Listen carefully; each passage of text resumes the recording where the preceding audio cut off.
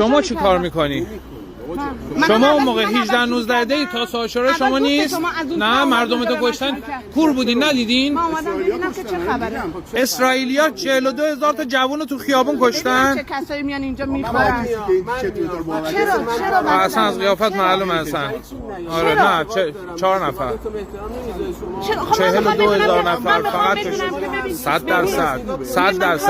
100% کثیف‌تر از جمهوری اسلامی نیست. 400 سال پیشو ندیدید ولی این برای 18 مغزتو کار میکنه کافیه. تو آینه نگاه کن خودتو میبینی. دین و مذهب مثلا شما میتونی حرفی بزنی ولی ایران کی به کی میگه یا خدا؟ یعنی ببین تو اصلا وفور منطقی خدایی اصلا ببین تو اصلا استایل تو یکی نگاه کنی میبینن چقدر تو منطقی.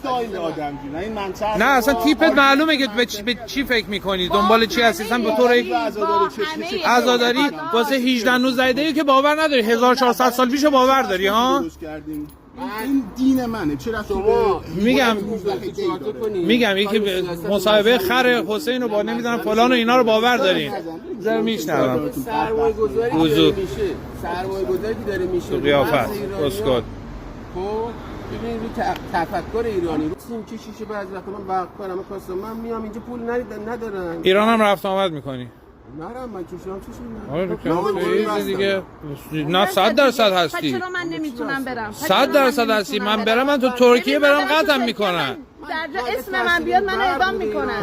خب اینجا برخوار میکنم. خب ایرانت که خوبه اینجا چیکار میکنی؟ اینجا رو خیلی دوست داری ولی ایران رفت آمد میکنه ایزی. نه ما نمیتونیم بریم. با بهونه من ولی ما نمیتونیم برگردیم. خودمون کاری میکنیم 18 میدونی چیه 18 و 19 دی جوونامونو کشتن دهنمونو وا کردیم پشت مردممون ایستادیم نه مثل شما پشت دولت. نه نگاه جیغ زدن شما به دین و مذهبه. من جیغ میزنم داد میزنم فریاد میزنم منم مثل شما هستم ولی نه مثل من جیغ میزنم. آره هیدر کنان جوونای ما رو کشتن میدونی؟ پاد به ترکیه برسه. هیدر کنان جوونای ما رو کشتن.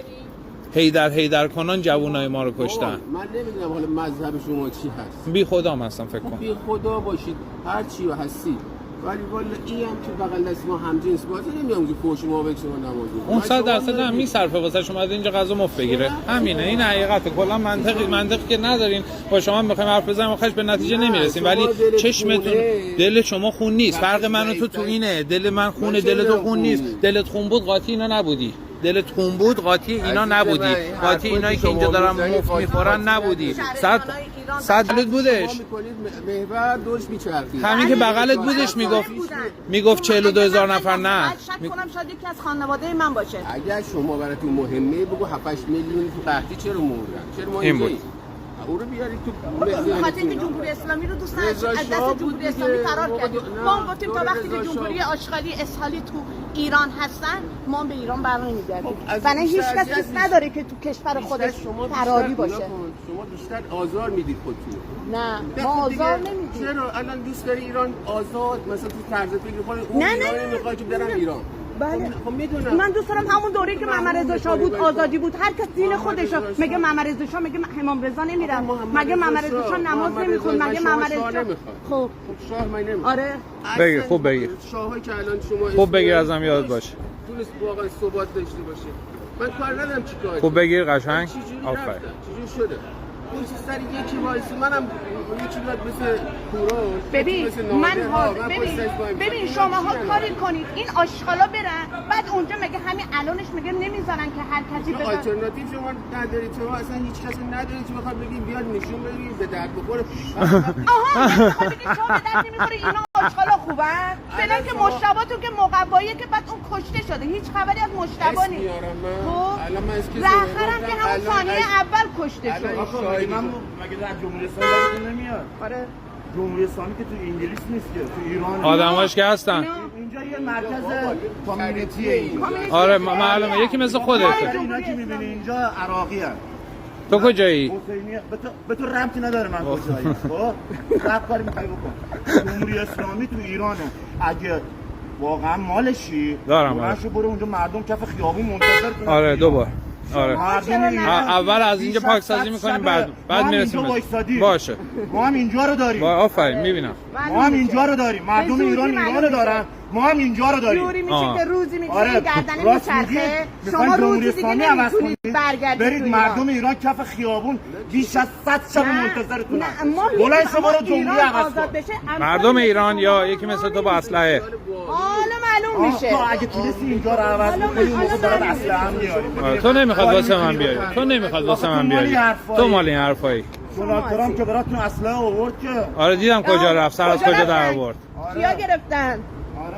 ماره. من بابا کاری ندارم شما رئیس جمهور بچه باز آمریکا، رئیس جمهور بچه باز آمریکا، رئیس جمهور بچه باز آمریکا طرفدار شما طرفدار اونی. آره شما طرفدار کی؟ من طرفدار ایرانم. طرفدار ایرانی. 18 آره. 19 مردممون رو کشتن کجا بودی؟ 42000 نفر جوونامون رو کشتن کجا بودی؟ چند هزار نفر؟ 42000 نفر. بمب اتم زدن 42. نمیصرفید نه؟ نمیصرفید نه باور کنی؟ 70. تو چرا نمیری ایران؟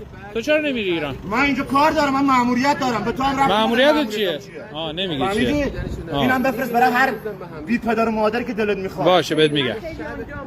کسی که داره